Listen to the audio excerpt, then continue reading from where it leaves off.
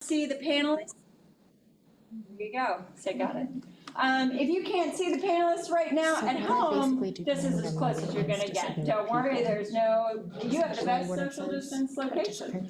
For those of you who are in the room, that's why your wheels have chairs. Your chairs have wheels, so go ahead and scoot your chair so you can see our panelists today. We are thrilled to have them here.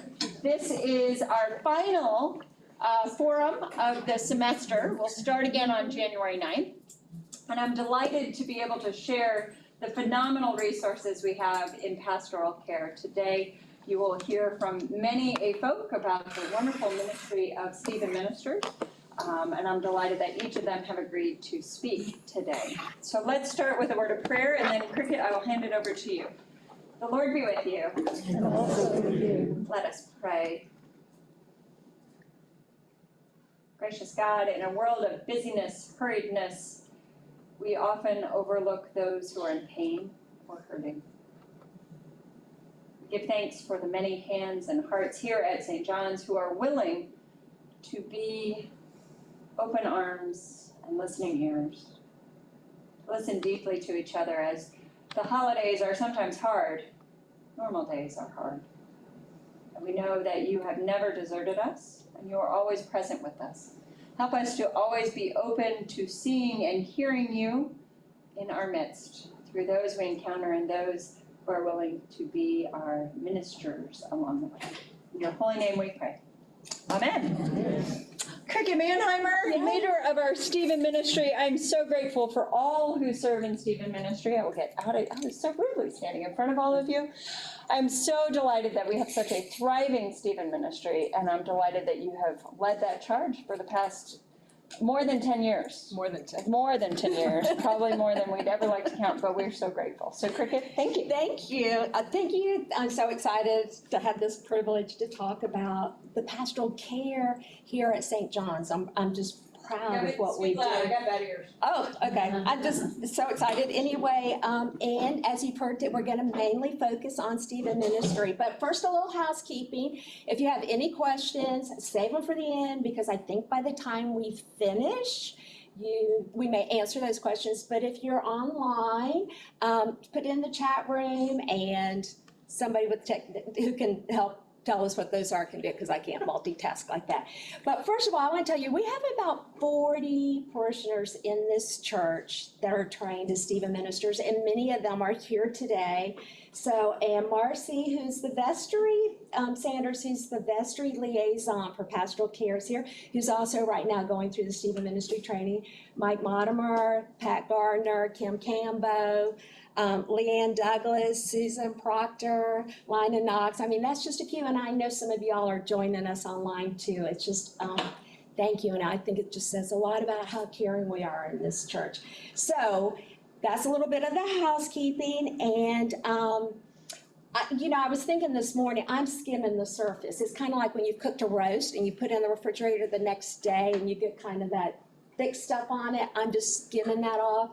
And then these girls up here are going to get into the meat of it, the essence, and dig deeper into it. So Mary Call and Susan and Melanie. So I'll say last names in the Proctor, Cassidy, and Southskipper. But I get excited when I talk about pastoral care and Stephen Ministry. So anyway, because, I think about, the whole hallmark of pastoral care is what Jesus taught us and Jesus did, and it was to love and serve. And that's the hallmark of Christianity.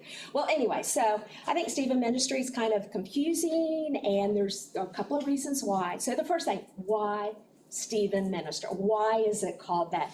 Well, the apostles, they get together, they start going out all over the world to teach about Christianity and develop churches, and they realized what was missing in their component of developing churches was compassionate care. So they got together and go, okay, what are we going to do? Well, they had a friend named Stephen, and he was a deacon, and they said, you know what? Stephen's got this together. He knows how to read people, to walk with people, what to do when they're struggling with it. So they went to Stephen, who then became a saint, so it's Saint Stephen. And I'm not making this up, it's in the Bible. So just letting you know. And they said, Stephen, we need help. We're missing this in our teaching. Will you help us with this? And he said yes. And of course he said, but let me get my posse. And he got 7 people, which, you know, you think of the Bible in Numbers, there were 12 apostles. What an important number 7 is too, because it's completion. So he got 7 friends, and they developed the first pastoral care ministries and what we've tried to carry on today. So Stephen Ministry, that's what the title is of it. So to make it a little more confusing, Stephen Ministers came up with 2 logos, of course, because, you know, why target and do one? So the first one, and is one what we use a lot in training. So if you look at the yellow part of this, okay, this is a quiz for you all. That's the Christian compass. Where in our church do you see that formation? Because of time, I have to talk fast. When you're going up to the altar, and right in the middle before the altar, you see that Christian compass with the top point pointing to the altar, pointing to Christ, pointing to Jesus. So that's why Stephen Ministries, we carry that on, because our goal is for pastoral care, as St. Stephen did. He carries it to the world. Now the P and the X, of course, are the Greek letters, and that's for Christ, because the P is for Christo, or I wasn't as wordy, so Kaio, and the rho, which is the Greek word for Christ, because everything we do, we are centered by Christ. So if I say it wrong or do that, I'm going to say, well, Jesus told me to do it. Well, but the modern symbol of Stephen Minister, so we have 2. We have the compass with Christ in the center, is this circle. And this is really what's on a lot of the literature. It's all over the church. Actually, there's a stained glass upstairs. But now, maybe after today, when you see these things, you'll click and go, oh, I know what that is now. Yes, and I know I could use this, or I know somebody else could. Well, you see it has 2 broken people. That's not 2 broken people. That's 1 person. That's each of us, because we all are torn at some time. We're all pulled apart. And you'll hear different things that can pull us apart as we go through. But if we are centered with Christ, with Him being in the middle of that and focused in our circle, that will get us through our adversity or whatever we're going through. So anyway, I'm going to give you, and I have to read it because it's a tongue twister to me. And I think of it like, oh my gosh, if I were back in grad school, this would be like a thesis statement. So I'm going to read you the definition of Stephen Ministry. So if you were to Google it, this is what you would get. A Stephen Minister. We are members of our church who are trained to provide Christian one-on-one emotional spiritual care to people who are hurting or experiencing any adversity. Okay. That's a big sentence with a lot of things in it. What do you mean one-on-one? What do you mean emotional care? What do you mean adversity? What does all that mean? And since we're not running a race, I'm not going to pass you a baton. I'm going to pass you a rod and staff. They comfort me. They comfort you. Yes, as we're going through the valley, not getting stuck in the valley, but just to really analyze and describe and let you know what we are about. So Mary Call. Well, my focus particularly today is about the confidentiality of Stephen Ministry. And to me, that's one of the most important aspects of this ministry, because you're building a very trusting relationship that is for someone at a very vulnerable time in their life, whatever the issue may be that they're dealing with, and the issues vary dramatically. But you need to build that trust, and the confidentiality is critical. And by being confidential, this means that as a Stephen Minister, you do not share any information that you are receiving from your care receiver. That is strictly between the 2 of you. You don't share it at home. You don't share it with anyone. That's just between the 2 of you. And it's also, we're not there to take the place of a priest or a family member or best friends. This gives you a little bit of separation from that, because sometimes people worry about burdening a family, or they're just private in their own beliefs and they don't want to share, but they know they can trust this relationship one-on-one, and you're never referred to, when we meet as a group of Stephen ministers, you're never referred to by name ever. You're totally anonymous, and the reference is as a care receiver.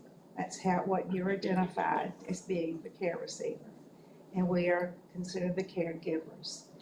And we're basically there to listen and support and to pray and care for you as you go through whatever issues are there. And we can't solve the problem, but we're there to walk through those concerns with you. And I can't emphasize enough why confidentiality is so important, but I think we all value that. And in this particular situation, whatever it may be, you want to know this is not going to be a topic of conversation outside of the two of you. Now, the only way it would be shared would be if the care receiver chooses to share that. So if you are the care receiver and you want to share that with a family member, that's up to you. But as a Stephen minister, we never do that. And the only people that would know you by name would be the priest that assigns us to you. And there's great prayer and consideration that goes into matching people. And that comes from, in our situation here, Mother Abby is the one that would do that in Cricket. And so you try to get, they put people together that they think will be comfortable together. And in most situations, you do not have a history with each other. You know, it's fresh and very objective, and the whole process is just very prayerful. Sometimes it's referred to as a quiet ministry, and that is appreciated because we don't want this being talked about a lot. It's between the individuals that are involved. But I think of it too as a private ministry because of that. You know, you just, no one's going out to raise Cain, a good Cain or bad Cain, but we're just there to be supportive, and it's private between just you and your your care receiver. And then it's to help you know that you're not alone. And I think I've said that we're not problem solvers, but we're just focused on your well-being.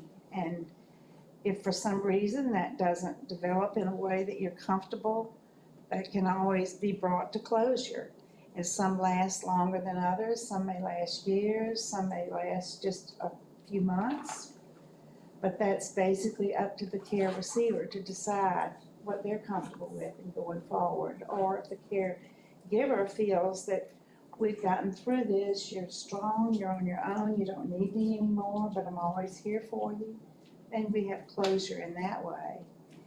This week, it was interesting because I was pondering this, and I happened to have the radio on, and it was the service for Senator Dole.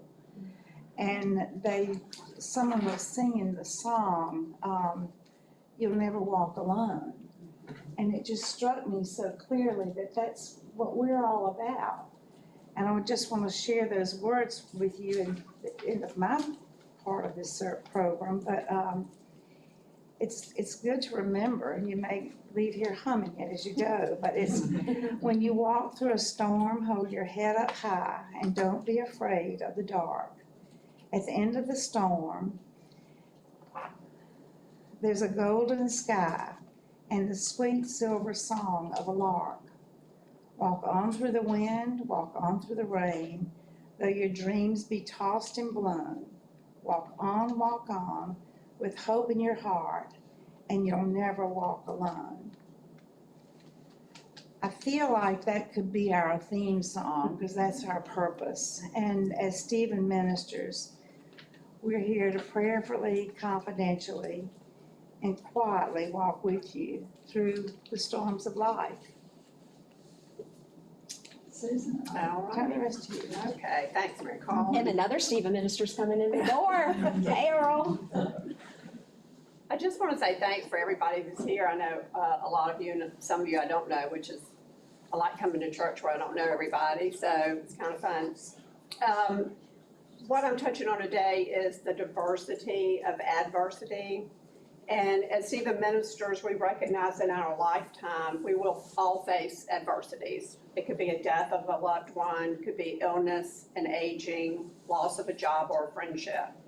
And there's diversity in how we all navigate these. The way that these can rock your world can be totally different. They don't feel the same for everybody. And Stephen ministers are trained to recognize this, and I think Mary Cole touched on this, we meet you where you are. Now, we've all had adversities in our lives, and when we meet our care receiver, we may have dealt with the same thing. We could have dealt, I've had death in my family. You may be dealing with a death in your family, but I don't try to put myself in your place or walk in your shoes because everybody's different and everybody goes through these things differently. We don't have any judgment as to where you are because that's you. We don't expect that you should be farther along in your recovery or not. So this is something that takes trust between the care receiver and the caregiver. And when I speak about grief, I'm not always talking about grief associated with death because there's grief in every loss. And grief isn't linear. And there's no real finish line sometimes, but it's more of an evolution of your emotions that take you down many paths. And the Stephen minister is somebody who walks those paths with you. And a lot of times the care receiver is leading down the path, not always the caregiver. It's more of well, sometimes you walk side by side and sometimes one's ahead of the other, but the care receiver can also be the leader. I'm looking at Lana because Lana brought this up at one of our meetings and she was talking about the mask wearing during COVID, and it came to me and I thought during COVID we all did wear physical masks. They were outward sign that we were protecting ourselves. Other times we put on a happy face, which is also a mask to mask our true feelings a lot of times. It can seem like the easier way because we may be tired of feeling sad, or we may be exhausted from asking that well-meaning question, are you okay? So, one person might gather their friends and family around to help support them during an emotional time. Someone else may not have the same support group or they don't want to bother their friends and family. I think Mary Cole touched on that. So we can be those people for you. Stephen minister knows and understands that there's no one size fits all as care receivers. Therefore, you and your Stephen minister will customize your relationship. Some care receivers, caregivers meet once a week for about an hour to talk, while others meet once a month or on an as-needed basis. One care receiver may find peace and comfort in shared prayer, or they may just want to be thought of and talked to by phone or sent a text with a prayer. There are all kinds of ways. I've seen and heard all types of care receiver and caregiver relationships, and they're all right. They're all right. There's no time, and there's no time frame for this special relationship, as we've mentioned before. So in closing, I just want to share a conversation I had recently with a friend, and she's going through some things, as we all are. And she was talking them through with me, trying to work through them, and I'd been through this situation before, so I knew right where she was. And finally I said, gosh, I wish there was something I could say to make you feel better. Or I wish there was a magic word I could say that would just make it all go away and you would be better. And she said, oh, that's okay. I just wanted to say it out loud. And I thought, we're the people you say it out loud to. So that's who I think we are. Melanie? Thank you, Susan. What I'd like to do next is give some information and clarity about our other pastoral care ministries in light of what we've talked about in Stephen Ministry. Our slate of pastoral care ministries is many different and spanning important areas of our care and support to our parishioners here at St. John's in their various times of need.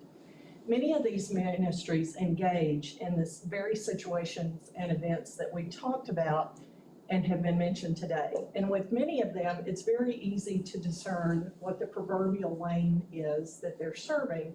And with others, it might not be so easy. So we felt it would be a good time to discuss these in light of Stephen Ministry. And I happen to serve in each of the ones that will be covered today. First, the St. John's Pastoral Care Shepherds. This is one of our newer arms of pastoral care. And at its core, and this may be a God moment that we've all experienced today, what I wrote to share with you is that in the various times of life, celebrations and challenges, it exists so no one in our parish walks alone. Further, in those times, that communication and coordination flows smoothly to all of the other pastoral support ministries. So that could be our prayer ministry, our angel food ministry, our flower delivery ministry, our Eucharistic visitors, and others. At the inception of the Shepherds in April of this year, our parish numbered approximately 1,500 individuals spanning 750 households. At the time we incepted 4 shepherd teams, each one having a leader, and I see one of our leaders here today. That is Lynn Bannister, Lucy Carter, Pat Garner, and Deacon Joe Bacher.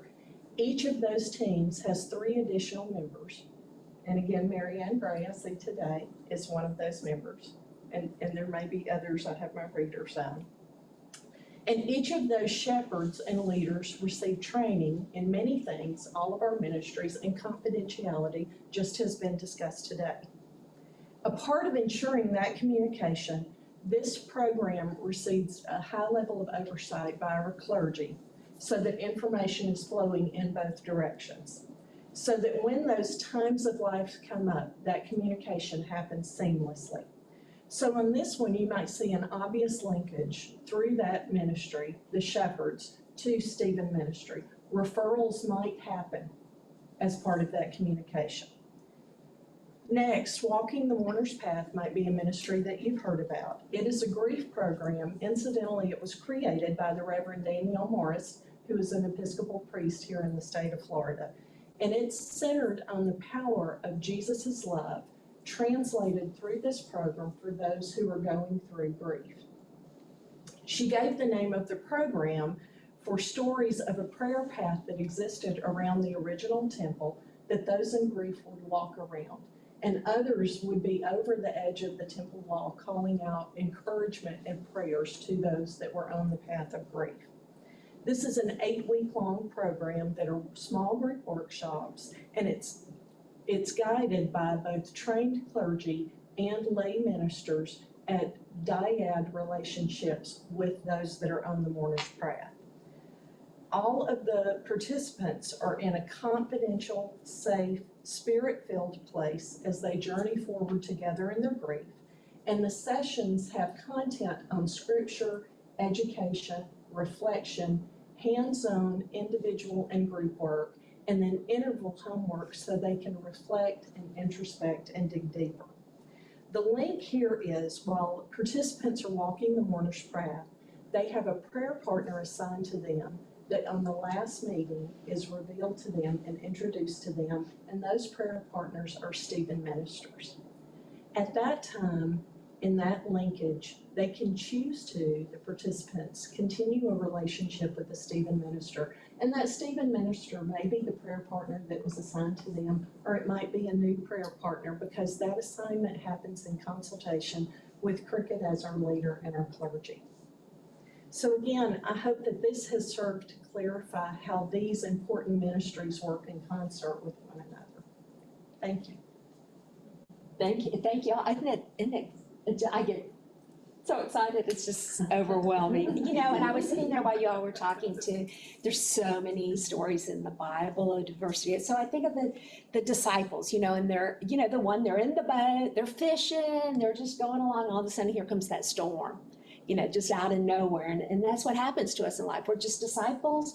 We're here. We're in our boat. And I know Abby had used the term, what rocks your world? And I think that's why listening to the words and, your boat starts to rock. And what do they see? They see Jesus coming across and the water calming. And, and then you still, step out of the boat and the wind may come and, one of those things may come and still rock you, but we are never alone. So you've got this information. Back in the back of the church, there's a card that you can pick up, and these, you'll hopefully start noticing everywhere there are signs of pastoral care and Stephen Ministry and the other things that you can see when you're going through something. The person to call if you want to be assigned to Stephen Minister or walking the mourner's path, or your shepherd is Mother Abby. And now we have over there, and we have a new person who has joined the staff too, which will help with pastoral care, and that's Angela. Angela, I forgot your last name. Shelley. Oh my gosh. Okay. Like the poet. There you go. Yes. But you can always call me. You can call Abby. You can call, like I said, there's 30 to 40 Stephen Ministers. Call whoever you're comfortable with calling and do. We're here to support you. Wednesday coming up this week, we have the service of comfort and healing, which if you know somebody who doesn't really want to go to the midnight mass and all, and that sort of celebration about Christmas, they want a quieter one, come on Wednesday, bring them on Wednesday. If you have a friend that you see is hurting, talk to them and say, what we have at St. John's, try this. It's like everything I do is related to food. It's like a smorgasbord, just take a bite of it and decide if you want to eat at that table or you want to go graze at another table. But I promise question and answer. So this is your time, but I want to encourage you, the other Stephen Ministers who are in here, when you hear the questions, if something's laying on your heart and you want to go, no, you forgot this, and clarify that, jump in. This is your time to, how we support one another too.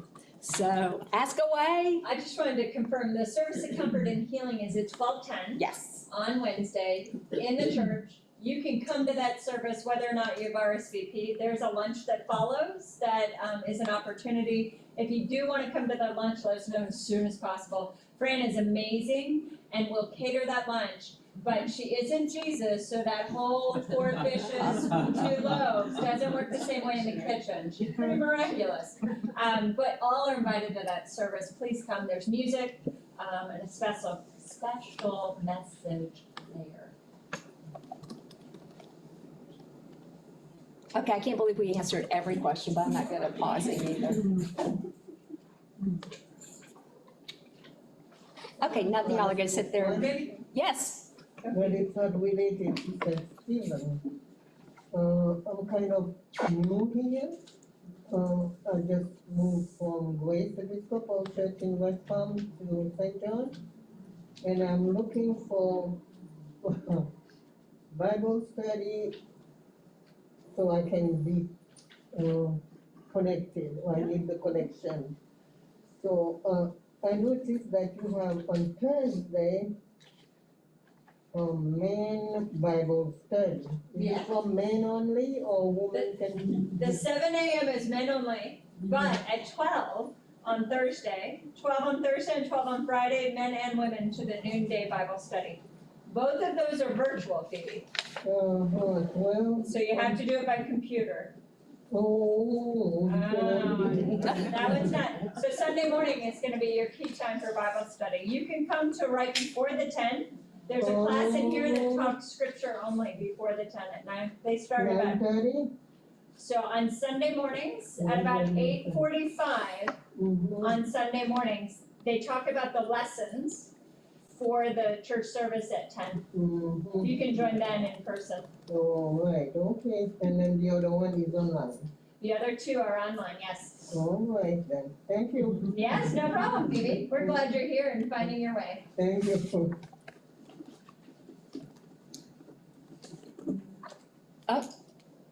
Was there a hand? Oh, no, I was waiting for Oh. You know, the Stephen ministers do get lots of, yeah, sold. The gavel hits. You know, another thing that we've been called to is the after people, because after the casserole has been delivered, after a death, after your child has gone to college, after your dog has died, after you've moved, after all the things, you know, after you've lost a job, there's just so many different pains that come so many different ways.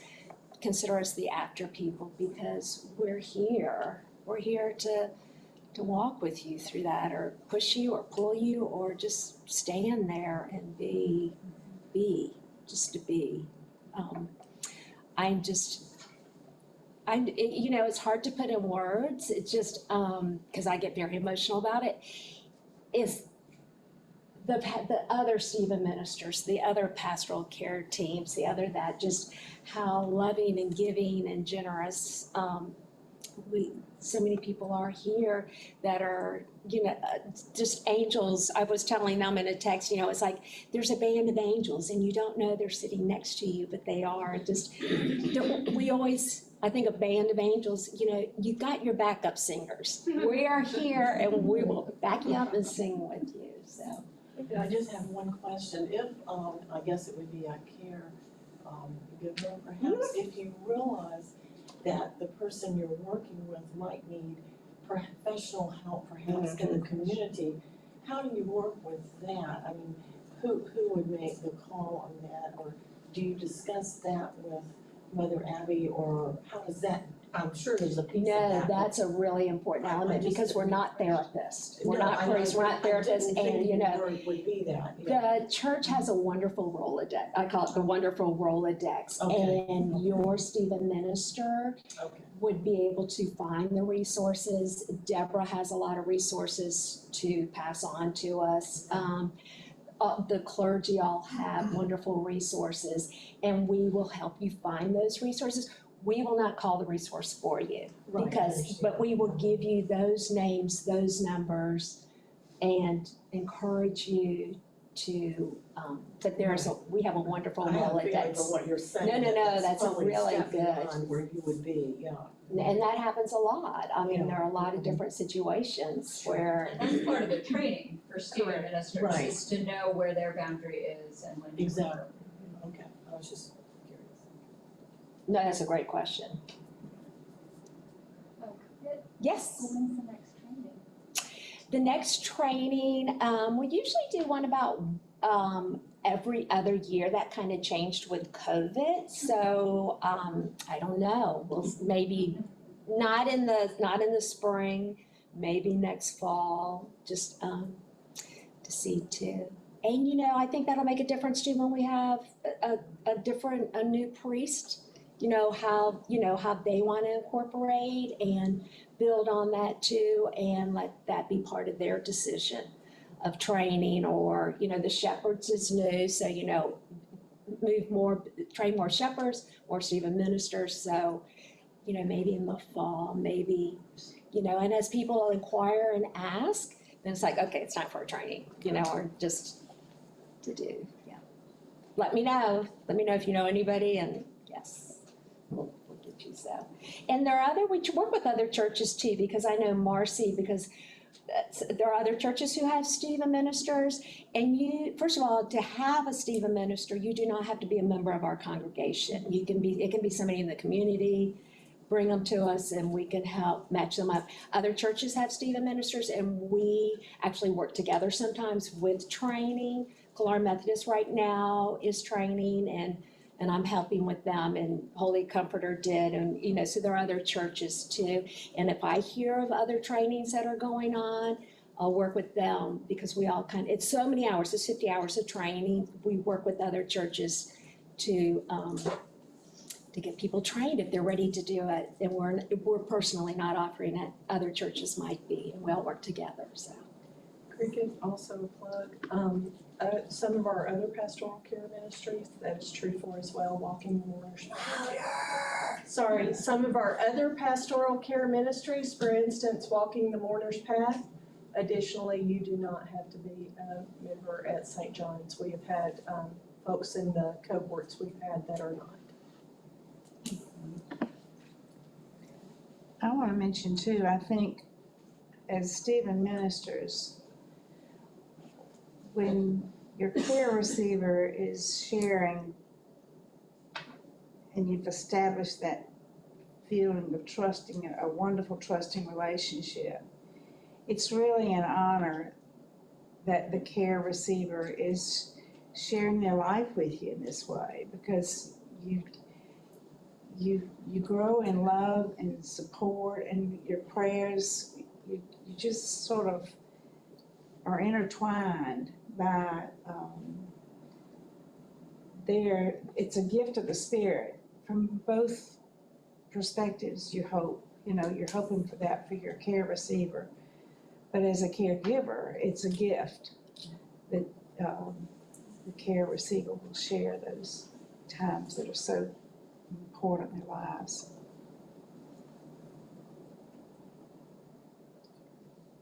Thank you all. And if you do have questions that pop up in the midst of this season, know that any of those four in the front, along with, you can raise your hand if you are a Stephen minister in the room. Raise them high. If you are a Stephen minister. They are secretly among you. Or someone knows of someone who's been trained. I've had many conversations in the past weeks where I went, you know what? I'm curious, who are you speaking to when you're not speaking to me? And who can be that person for you that is neutral? It's not family. It's not, you can share what you need to share and not worry about their trying to take care of you and fix it, or judgment, or being directly affected. They're a great neutral party that's part of your faith community to walk with you. And that relationship is only as long as you want to make it. It's a beautiful gift of spiritual companionship. So as you enter into crazy times or not so crazy times, and you see friends having those moments of,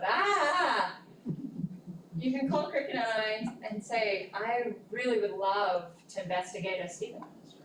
Or when Cricket or I say, hey, I'm a Stephen minister to you, and you're not offended, you go, oh, that might be the perfect space. To have someone in your corner, praying with you, and just a phone call away. So I commend it to you. It's a wonderful resource in the church. St. John's is unique on so many levels, but the gift of having so many trained Stephen ministers in our parish is a delight and a gift. So they're there and available for you. Thank you all on this marvelous panel for serving as Stephen ministers, and thank you all who are hiding in the congregation, and thank you to those who are here with inquiring minds. Anything else, Cricket? Not for me. All right. I know that's unusual. Next week is coffee on the 19th. If you took an angel tree fixture or want to, today's the deadline to turn that in and get it all going. They will have their Christmas hoopla, to spare my bad pun to you again. They'll have their Christmas gathering soon, and so all of those gifts being given today or tomorrow is important to them. So thank you, and next week, just gather for coffee and fellowship after the service. Thank you all. Thank you.